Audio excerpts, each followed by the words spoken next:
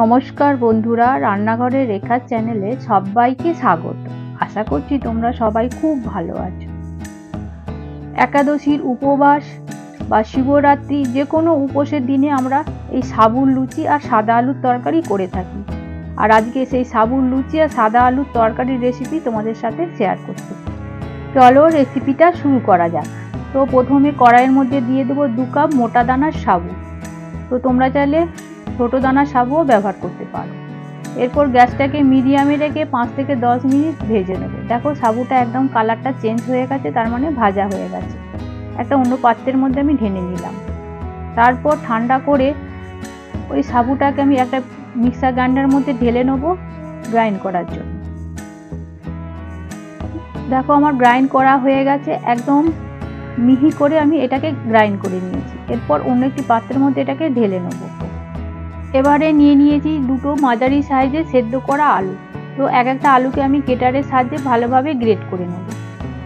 সাবু যেহেতু একটু টান ভাবটা কম, সেই জন্য ওই সেদ্ধ করা আলুটা ওই গুঁড়োর মধ্যে দিয়ে মাখলে টান ভাবটা থাকবে আর লুচিটা তৈরি করতে খুব সুবিধে হবে। এরপর সাবুর গুঁড়োর মধ্যে দিয়ে দেবো স্বাদ মতো নুন, 1 চামচ জোয়ান, স্বাদ মতো চিনি, 2 থেকে 3 চামচ সাদা তেল। তো সমস্ত উপকরণগুলো দেওয়া হয়ে গেছে। এরপর ভালোভাবে মিশিয়ে নেব। ভালোভাবে সমস্ত উপকরণগুলো আমি মিশিয়ে নিয়েছি। এরপর দিয়ে দেবো আগে থেকে গ্রেট করে রাখা সেদ্ধ করা আলু।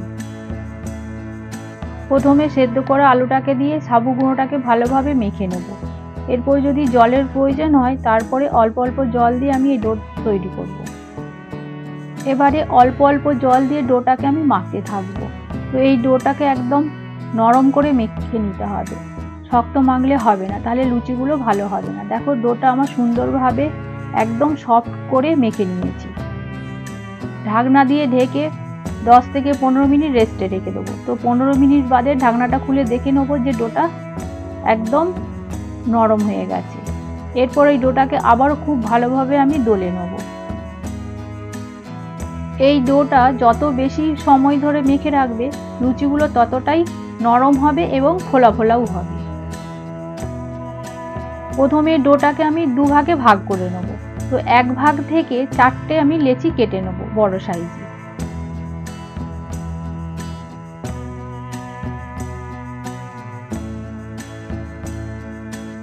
দেখো এইভাবে বড় সাইজ করে 4টে লেচি কেটে নিয়েছি। এবার একটা লেচি নিয়ে বেলুন চাকির মধ্যে রুটির শেপে বেলে নেব।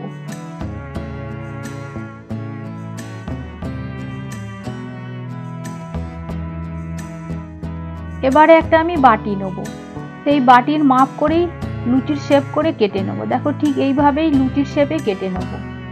আর চারিদিকে যে বাড়তি ডোটা আছে সেটাকে আস্তে আস্তে কেটে বাদ দিয়ে তুলে নেব। দেখো ঠিক লুচির শেপ করে এটাকে আমি তৈরি করে নিয়েছি। অন্য একটি পাত্রের মধ্যে আমি রেখে দেবো। দেখো ঠিক এইরকম ভাবেই বেলে নিতে হবে, একদম পাতলাও নয় আর মোটাও নয়। এইভাবেই প্রত্যেকটা লুচি আমি বাটির মাপ করেই কেটে নিয়েছি। এবারে গ্যাসটা অন করে কড়াই বসিয়ে দেবো। দিয়ে দেবো পরিমাণ মতো সাদা তেল। তো তেলটা গরম হয়ে গেলে ওই আগে থেকে বেলে রাখা লুচিগুলো দিয়ে দেবো তেলের মধ্যে। লুচিগুলো ভাজার সময় কিন্তু খুব সাবধানে ভাজতে হবে, যাতে না খুন্তির মধ্যে জড়িয়ে যায়। জড়িয়ে গেলে কিন্তু লুচিগুলো ভালোভাবে ফুলবে না। দেখো লুচিটা কত সুন্দরভাবে ফুলে উঠেছে। তো এইভাবেই প্রত্যেকটা লুচিকে আমি ভেজে নেব।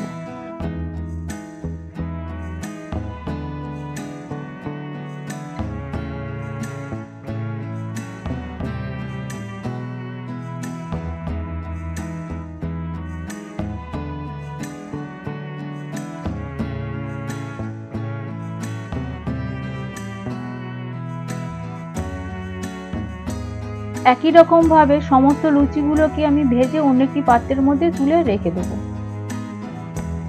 এরপর আমি সাদা আলুর তরকারিটা করে নেব। তো তার জন্য কড়াই বসিয়ে দেবো। দিয়ে দেবো পরিমাণ মতো সাদা তেল, 1 চামচ কালো জিরে আর 2টো শুকনো লঙ্কা।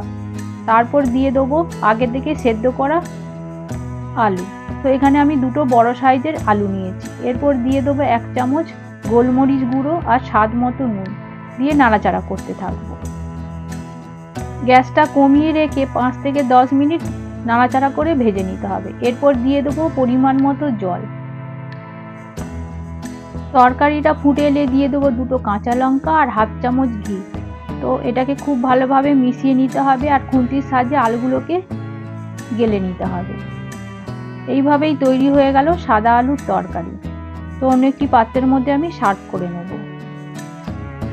একাদশী বা শিবরাত্রি বা যে কোনো উপোসে এই সাবুর লুচি আর সাদা আলুর তরকারি খেলে কোনো হজমের সমস্যা হয় না, এতে শরীরও ভালো থাকে। তো তোমাদের একটা লুচি ছিঁড়ে দেখিয়ে দিচ্ছি যে কতটা সুন্দর হয়েছে, দেখেই বোঝা যাচ্ছে। এই রেসিপিটা তোমাদের যদি ভালো লেগে থাকে তাহলে প্লিজ একটা সাবস্ক্রাইব করে দিও আর শেয়ার কমেন্ট করতে কিন্তু ভুলো না। আর একবার হলেও তোমরা এই রেসিপিটা বাড়িতে বানানোর চেষ্টা করো আর কেমন করেছো কিন্তু কমেন্ট করে বলতে ভুলো না। ভালো থেকো, সুস্থ থেকো।